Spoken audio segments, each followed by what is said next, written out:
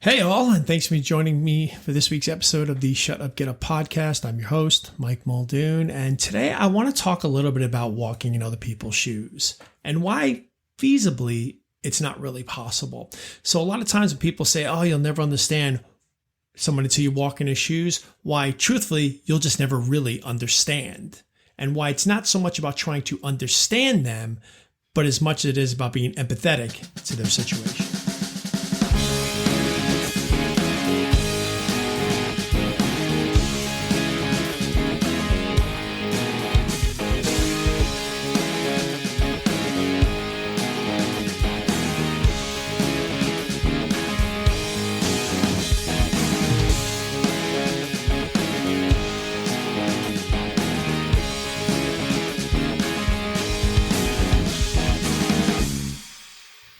The truth is, you can never really walk in someone else's shoes. I mean, I guess literally you could. I mean, my son does it all the time. He loves to put on daddy's shoes on like big, gigantic Ronald McDonald boots and walk around and laugh and have a good time. My daughter likes to do it as well. But when it comes to saying that you should never judge someone until you walk in his shoes, you simply can't. I mean, one of the biggest challenges, and more so probably the biggest disconnect between people that often affects relationships, is that if you'd listen to my other podcasts on basically understanding the mind, I basically talk about how we judge, react, form opinions, take actions for or against. You know, we do this based upon our own individual makeup, right? And it's our makeup that's been built from the day we were born, dictated through so many factors, whether it's socioeconomic, environmental, influences like parents, relatives, other relationships, experience, you name it, all these things that form our subconscious program. Our subconscious program is our blueprint on how we see and we react to the world. So that's why things that might happen to others that might seem insurmountable to them can seem trivial to you, depending on your emotional makeup towards it all. You know, you might even find yourself wondering, like, what's the big deal? It's only, blah, blah, blah. Only to find their anger rising against you, finding you insensitive to what they're going through. Or maybe you've been the one that's been bothered by an issue of some kind, or of an action or a feeling, only to find that the people around you can't understand why this is such an issue to you anyway, and they just want to tell you how to deal with it. I mean, there's so many great examples of stuff like this. I mean, I was a C student in school, so you can only imagine how I would handle a situation if one of my peers who received an A- treated it like it was the end of the world. I mean, after all, where I'm sitting, you lucky mother, you got an A-.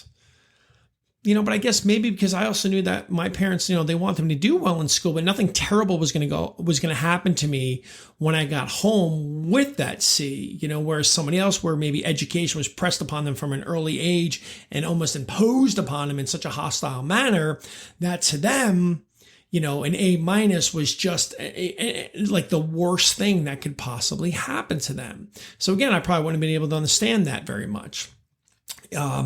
You see this in other factors like people who have anxiety disorders or panic attacks, right?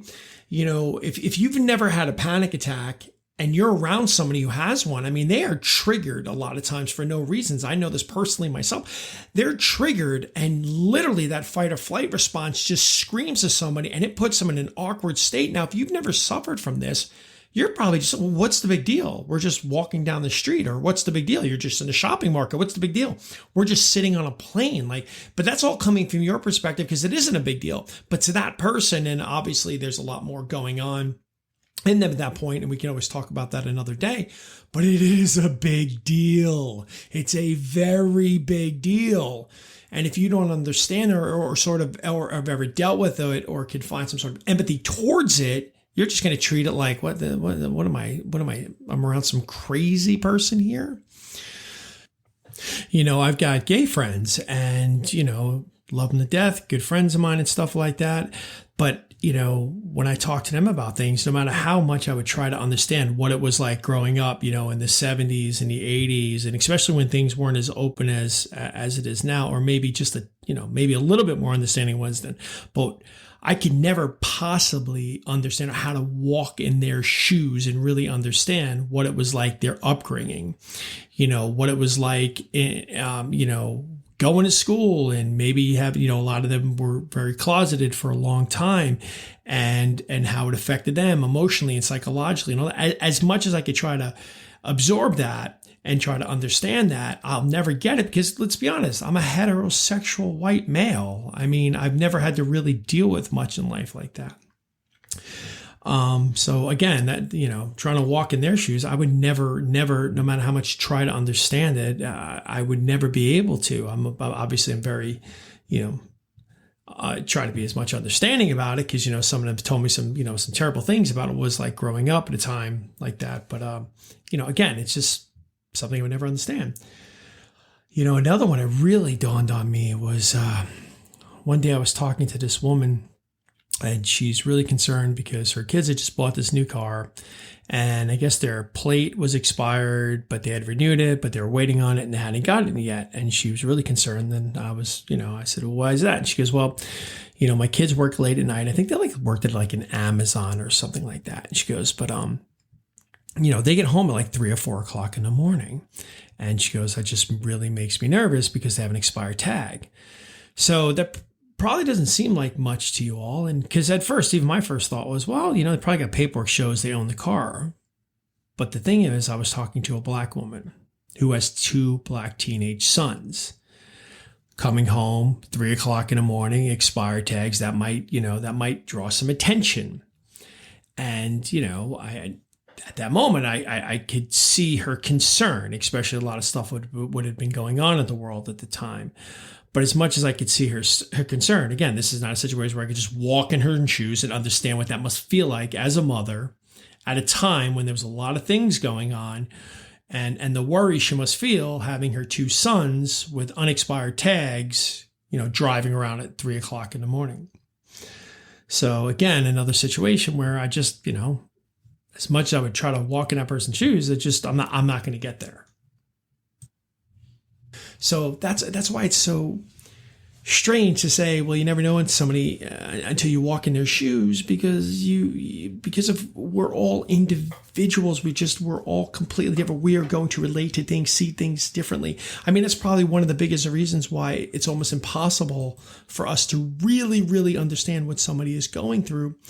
And also because one of the biggest issues with us is that we all have, as much as we'd like to not admit it, and maybe some people's are more out of whack than most people's, but we all have an ego.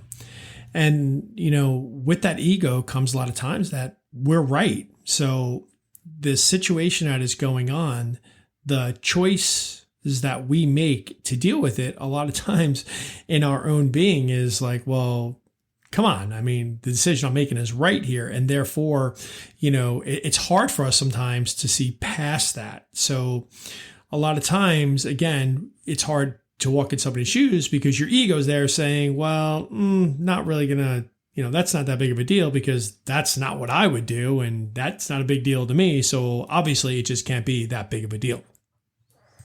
So the real key isn't so much about walking in another's shoes. It isn't.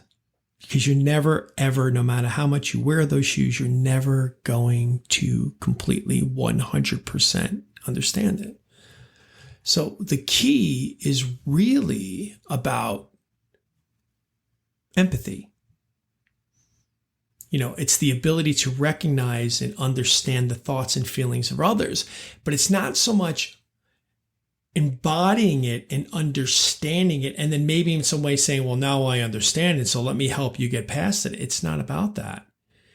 It's more so about just being there with them. And, there's 3 stages of empathy. The first one is a cognitive empathy. It's basically being aware of the emotional state of another person. There's emotional empathy, which is, engaging and sharing in those emotions, right? Connecting with them. And then there's compassionate empathy, which involves taking action or support to other people. So again, you're not trying to walk in their shoes to understand it. And again, for a lot of people, and I have been very guilty of this, and my wife can tell you I have been very guilty of this. I'm a fixer. So a lot of times, I'm probably not as bad as I probably was when I was younger, but a lot of times I want to understand the situation to help you how to fix it. But that's not what it's about. It's not what it's about. See, the best thing you can do when somebody's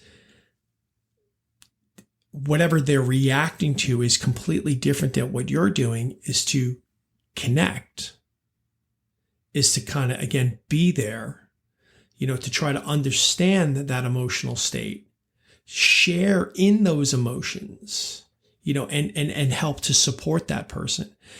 And it doesn't have to, be such a major event, sometimes just listening, being sympathetic. That's what you need to do. That's what we need to do. So this whole notion that you'll never understand that person until you walk in their shoes. Well, here's the thing. You are never going to be able to walk in their shoes. You're just not, no matter how much you understand them. I mean, look at siblings. I've got 2 brothers. We were raised by the same parents and the same socioeconomic factors and the same environments, had pretty much a similar upbringings. And as similar as we are and how we might react to certain things the same, there are a lot of things that my older brother or younger brother would react completely different to in a certain way that might be so emotionally stressful to them that to me is like, what's the big deal? And vice versa. Because the thing is, human beings, each one of us, we're like fingerprints. We're like snowflakes. No 2 are alike.